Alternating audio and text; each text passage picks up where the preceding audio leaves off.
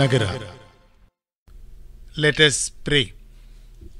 O God, our Redeemer, we come to you today, afflicted, affected, and yet hoping firmly in your compassionate mercy upon us and upon the people all over. We now pause to listen to your word from the letter of St. Paul to the Romans, chapter 8, verses 18 to 25. Present suffering and future glory. I consider that our present sufferings are not worth comparing with the glory that will be revealed in us. For the creation wails in eager expectation for the children of God to be revealed. For the creation was subjected to frustration, not by its own choice, but by the will of the one who subjected it, in hope that the creation itself will be liberated from its bondage to decay and brought into the freedom and glory of the children of God. We know that the whole creation has been groaning as in the pains of childbirth right up to the present time.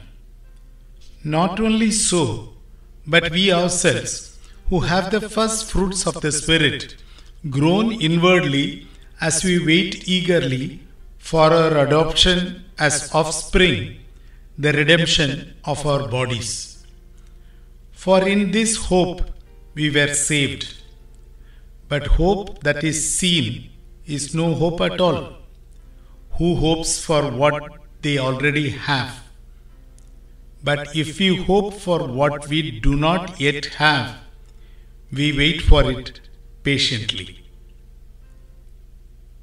The word of the Lord. Thanks be to God. We are exhausted, Lord. We are beaten, tired, and drained of our energy. We are fear-stricken as also impoverished. We seem to lose our strength to go on.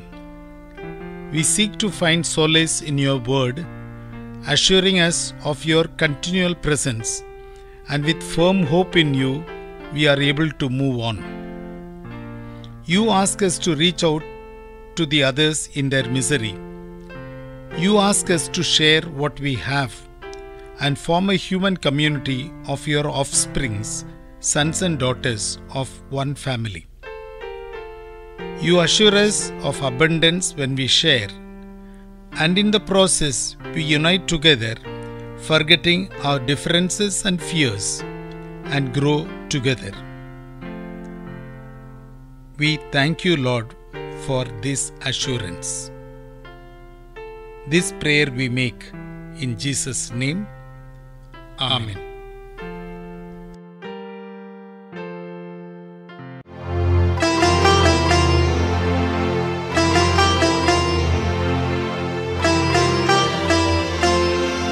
करुणामय माता नगरा।